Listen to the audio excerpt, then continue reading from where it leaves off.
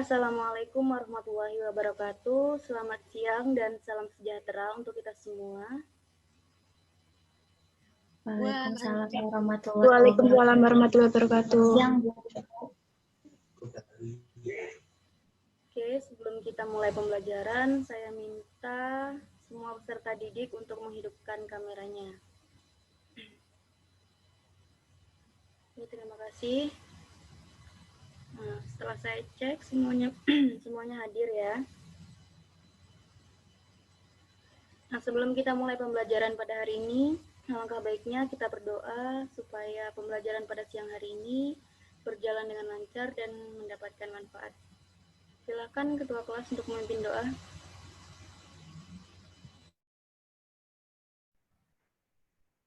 Baiklah, sebelum memulai pelajaran pada hari ini, ada baiknya kita membaca doa terlebih dahulu. Berdoa dimulai. Berdoa selesai. Oke, terima kasih kepada Uwais yang sudah memimpin doa. Nah, selanjutnya sebelum kita mulai pembelajaran ya, karena ini kan kondisinya siang, pasti pada ngantuk semua kan. Jadi saya mau ajak kalian buat jargon terlebih dahulu. Nanti kalau saya bilang jas merah, kalian jawabnya jangan sekali-kali melupakan sejarah. Kalau saya bilang sejarah, kalian jawab no history, no future. Mengerti? Halo, mengerti semua? Mengerti, Bu. Mengerti, Bu. Mengerti, Bu. Oke. Jas merah. Jangan sekali-kali melupakan sejarah. Oke, sip. Biar nggak ngantuk ya. Nah, minggu lalu kita sudah belajar tentang kedudukan Jepang di Indonesia. Jadi, pada minggu kali ini kita akan belajar mengenai peran tokoh nasional dan juga tokoh daerah dalam memperjuangkan kemerdekaan di Indonesia. Nah, pembelajaran pada hari ini kita menggunakan model discovery learning. Jadi, kalian nanti akan ada diskusi, tapi diskusi mandiri, tidak secara berkelompok di grup WhatsApp ya. Nah, tujuan pembelajaran pada hari ini yakni peserta didik diharapkan dapat menganalisis secara kritis mengenai apa saja sih peran tokoh nasional dan juga peran tokoh daerah dalam memperjuangkan kemerdekaan. Selain itu, kalian juga diharapkan bisa menulis atau membuat catatan sejarah mengenai tokoh-tokoh daerah maupun tokoh nasional ini. Nah, di sini saya akan menampilkan video mengenai materi kita pada hari ini ya. Oh ya, sebelumnya saya ingin menggali dulu pengetahuan kalian mengenai tokoh-tokoh daerah maupun nasional.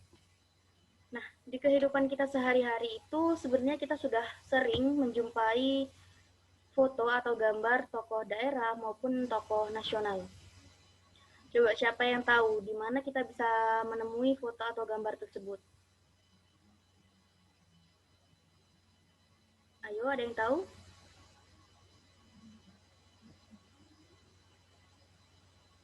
Di mata uang, Bu. Iya, di mata uang. Contohnya di mata uang itu, di mata uang 100.000. Itu ada gambar siapa coba? Uang 100.000 ada di Insinyur Soekarno, Insinyur Soekarno sama Muhammad Hatta, Bu. Iya. Mereka berdua itu biasanya disebut sebagai pahlawan apa, Yorin?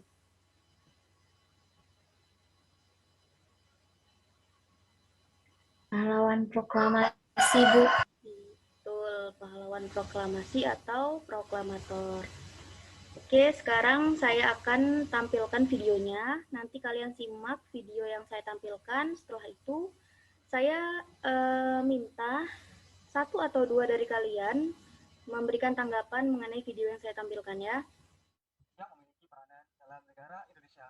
Yang pertama, kita akan membahas Insinyur Soekarno. Soekarno adalah tokoh yang lahir di Surabaya pada tanggal 6 Juni tahun 1901. Pada masa penjajahan Belanda, Soekarno berjuang melalui organisasi PNI. Ia sempat beberapa ke Jepang, ia masih turut berjuang. Yang kedua, Dr. Andes Muhammad Hatta. Muhammad Hatta adalah tokoh yang berasal 12 Agustus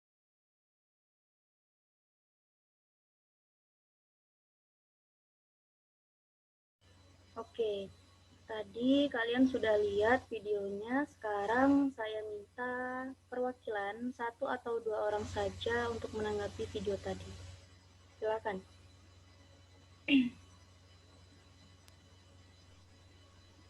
Saya, Bu. Ya, silakan Ana.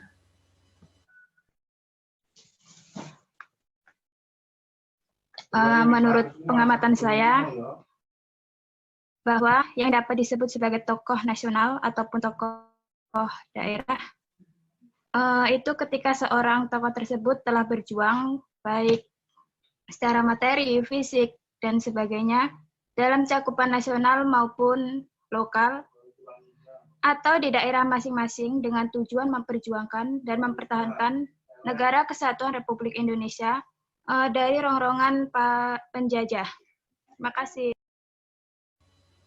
Oke, tanggapannya bagus ya. Nah, satu lagi, Ibu minta satu lagi. Siapa, ayo? Silakan. Saya, Bu. Ya, silakan kita. Ya.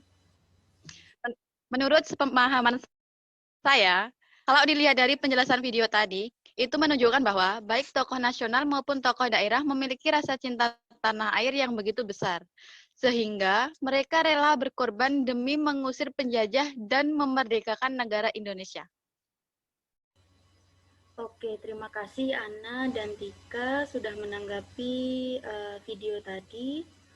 Jadi kalian sudah tahu ya mengenai apa itu tokoh daerah dan juga tokoh nasional, dan juga bagaimana sikap mereka terhadap memperjuangkan kemerdekaan atau mempertahankan kemerdekaan negara Indonesia itu. Nah, selanjutnya kalian akan berdiskusi di dalam grup WhatsApp. Nanti saya akan bagikan lembar kerja peserta didik kalian di grup WhatsApp. Saya beri waktu 20 menit untuk mengerjakan, untuk kalian mencari data dan berdiskusi. Setelah itu kalian kembali lagi ke ruang Zoom ini. Oke, silakan. Boleh dimatikan kameranya. Baik, Bu. Oke, kita kembali lagi di ruang Zoom ini. Waktu kalian diskusi di grup WhatsApp sudah habis. Sekarang saya minta perwakilan saja untuk mempresentasikan hasil diskusi kalian. Silakan, siapa yang mau presentasi? Saya, Bu. Oke, Yorin, silakan Yorin. Baiklah, saya akan mempresentasikan hasil diskusi tadi mengenai peran nasional dan tokoh daerah. Tokoh yang telah diangkat oleh pemerintah sebagai pahlawan nasional hingga tahun 2018 telah berjumlah 179 orang. Gelar pahlawan tidak sembarangan dapat diberikan kepada setiap orang. Ada beberapa kriteria yang harus dipenuhi sehingga dianggap layak menyandang secara resmi gelar sebagai pahlawan. Mungkin itu saja dapat saya sampaikan. Oke, terima kasih Yorin yang sudah memaparkan hasil diskusinya. Sekarang kalian yang belum paham atau masih ada yang ingin ditanyakan, silahkan bertanya. Saya, Bu, izin bertanya. Iya, Harun, silakan. Tadi kan dijelaskan bahwa tidak sembarang orang bisa diangkat sebagai pahlawan. Memang apa saja syarat seorang yang mendapat menjadi pahlawan tersebut? Oke, terima kasih pertanyaannya. Coba sekarang siapa yang mau jawab? Baiklah, di sini saya akan mencoba menjawab pertanyaannya. Jadi syarat yang dapat diangkat seorang sebagai pahlawan itu diantaranya ialah berstatus WNI atau warga negara Indonesia, kemudian pernah memimpin dan melakukan perjuangan bersenjata, perjuangan politik, atau perjuangan di bidang lain untuk mencapai dan mempertahankan serta mengisi kemerdekaan serta mewujudkan persatuan dan kesatuan bangsa, pernah melahirkan gagasan atau pemikiran besar yang dapat menunjang bangsa dan negara, serta tidak pernah dipidana penjara berdasarkan putusan pengadilan yang telah memperoleh kekuatan hukum tetap karena melakukan tindakan pidana yang diancam dengan pidana penjara paling lama 5 tahun. Mungkin itu saja. Oke, coba Atika. Atika, coba perhatikan dulu ya selama proses pembelajaran ini. Oke, dari jawaban Yorinza tadi sudah bagus.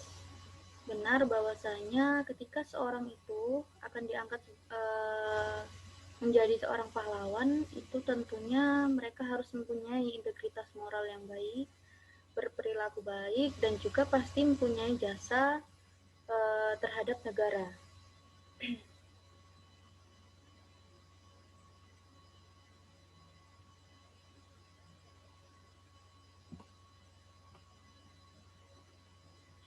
Oke, mungkin sampai sini dulu diskusi kita hari ini. Untuk pertemuan selanjutnya kita akan membahas mengenai masih peran tokoh nasional dan daerah, tapi sudah pada masa proklamasi. Oke, terima kasih. Kita beri tepuk tangan dulu untuk teman-teman yang sudah berpartisipasi aktif pada hari ini. Nah, sebelum saya tutup pembelajaran pada hari ini, saya minta satu orang saja untuk menyampaikan refleksi atau kesimpulan tentang pembahasan kita pada hari ini. Silahkan, siapa yang ingin menyampaikan?